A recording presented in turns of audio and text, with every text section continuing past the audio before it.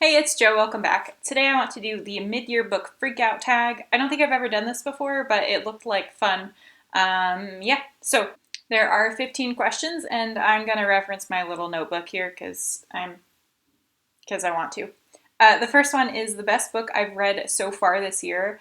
I'm going to say Endless Night by Richard Lehman. I've read a lot of really good books, and I really do appreciate books that take more effort for me to read, that take longer for me to read, but there's something about a book that just like I can't put down that I just want to like breeze through. That's just always a good time. And that was the first book by Richard Lehman I'd read. It was kind of a surprise that it was more than kind of. It was definitely a surprise that I was going to fly through it so quickly and going to enjoy myself so much. So yeah, just thinking back over the last 6 months of the 36 books that I read from January to June of 2020, that is the one that just comes to mind instantly that blew me away. The second question is the best sequel that I've read so far this year.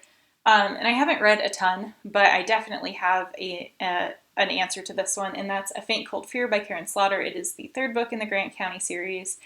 I'm really digging Karen Slaughter. Just really digging her. After I read Pretty Girls last year, I started back with the first book that she published, and I'm just working my way through chronologically of the books that she's written. I've now gotten through the fourth book in the Grant County series, but yeah, A Faint Cold Fear for me, just, I don't know, I feel like she was getting into her writing enough, so that's the third book that she ever had published, and I feel like I said, she's getting into her writing a little bit more. It went some places that I wasn't expecting. It was just, I loved it. The third question is a new release that I haven't gotten to yet that I really want to, and there are actually quite a few.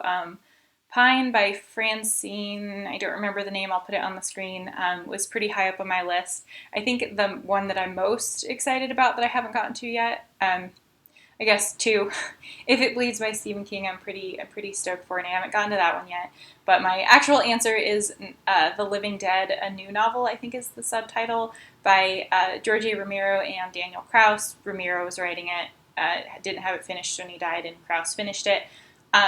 I'm really kind of on a zombie kick lately, both Romero's movies and some zombie books I've been getting to. I read Nights of the Living Dead recently, which was an anthology collection, and both of those authors had a story in there. Now that I think about it, I'm not sure if Daniel Kraus did, but Romero did, and I loved it. I've read stuff by Kraus before and really enjoyed it, so yeah. Number 4 is my most anticipated release in the second half of the year. And again, there are several, but I have to say Up the Chimney Down by Joe Hill. I just absolutely love Joe Hill. In his last 2 books that have been released were collections. One was short story collection, one was the novella collection. And the only book by his that I haven't gotten to yet is a short story collection, so I'm really excited at the prospect of a new novel. I honestly don't remember the synopsis at all, and I don't even care. I might not reread the synopsis before I get to it. I can't wait for that day. It's gonna be in my hands the day it comes out. I pretty much guarantee it. Question 5 is, what is the biggest letdown that I've had so far this year? And there have been several of those too, but I'm going to say Handling the Undead by John Avita Lindquist. It wasn't a terrible book, but it's my third Lindquist book, and the first of his that I read is one of my favorite books ever, and the second one was pretty good, but wasn't quite as good, and then Handling the Undead was honestly a little bit boring, and it's a zombie book, which was another topic that I've been into, so I was like doubly excited for it. Didn't quite live up to my expectations. So number 6 is my biggest surprise, and I'm going to say Hex by Thomas Old Hibbelt. It sounded like a fun premise to me, like this 17th century witch ghost thing haunting a small town that has to keep people outside of the town from knowing about it and stuff. It sounded kind of fun, but it just dove into so many fun things. There's an actual Wicker woman burning in it, which was just, I had so much fun with it. There, were skeptics in the town and religious people in the town, and how the different types of people reacted to and thought about the witch, how kids that grew up there thought about the witch. Just so many things. So many things. I was not expecting to enjoy that book half as much as I did, and I was expecting to enjoy it. Number 7 is my favorite new-to-me author this year, and it is absolutely Mira Grant. I've only read a couple of her things, I guess 2 novels and a short story, and one of the books was actually a young adult book, which is not really my thing. but I don't know. And none of them have been really 5 stars. The short story maybe was, but there's just something about her writing that I really dig. She does, under the pen name Mara Grant, she writes like biomedical horror, which is just, I don't know. I love like sci-fi horror. Well, a lot of straight sci-fi stuff doesn't have enough character work for my taste. Um, and a lot of, horror sci-fi doesn't make the science fiction believable enough for me. So she's just the perfect combo. Like, she does her research and she makes things sound believable, and I'm just loving her, honestly. Question 8 is my newest fictional crush, and I don't really have one. I don't often get fictional crushes, and I haven't really read anything romancy or I guess I haven't read any romances or anything like a romance really, and I don't know, I don't have a good answer, so I'm gonna skip that one. Similarly, number 9 is my newest favorite fictional character, and I don't feel like I would usually have an answer to this, but I'm going to go ahead and say Mitch McDear from The Firm that I just finished reading, The Firm by John Grisham, just because he's like kind of a badass and he outsmarts the mob, but he also is into tax law. It was just fun for me. I love that. Yeah, he was entertaining to me and relatable, but also more badass than I am, so. Number 10 is a book that made me cry, and I'm going to say Stirring the Sheets by Chad Lutzke, a book about an elderly funeral home worker whose wife unexpectedly died like a year before the book, and he's just not moving on. He's not dealing with this grief well. It's a novella, and it packed a punch, and I'm pretty sure I did actually cry while reading it, so. Number 11 is a book that made me happy, and I have to say Alien Echo by Mara Grant. It's the young adult book, like I mentioned, that, again, is a genre I don't love. It had some tropes in it that I don't love, but the Alien franchise is just, like, has such a place in my heart that reading, like, a good book within the franchise, I've read one other Alien book, and I didn't love it. It was fine, but I didn't love it.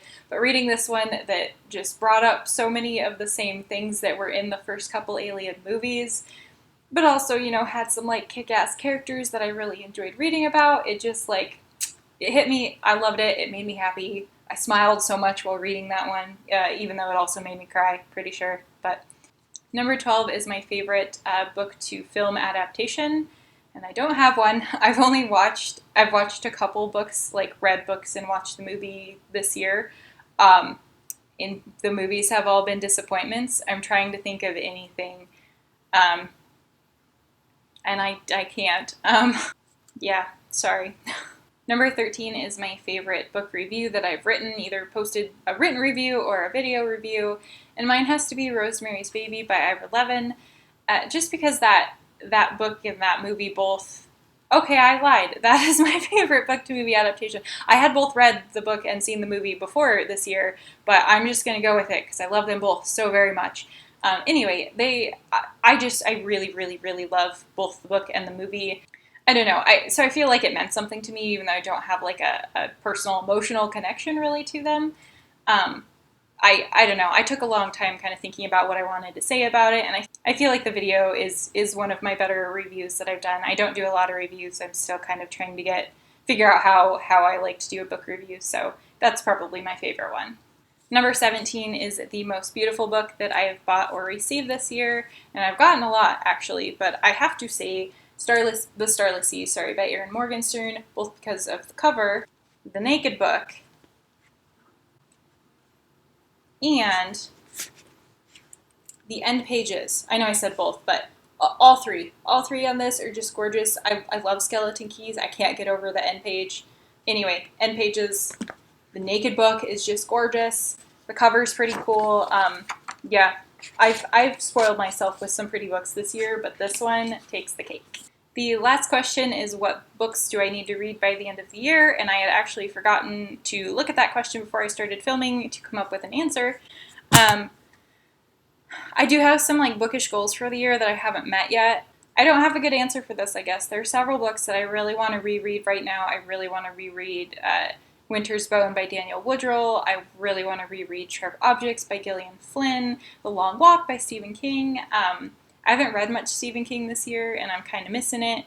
But yeah, I don't know. I think right now what I need to read is what I really want to read. So whatever I'm in the mood for is my answer. Thanks so much for watching this. I don't think anybody tagged me in this, and I'm not going to tag anybody. Do this video if you're interested in doing it. I'm a little bit behind the times. I think I've seen a lot of these up already. So thank you so much for watching, and I will talk to y'all again soon. Bye.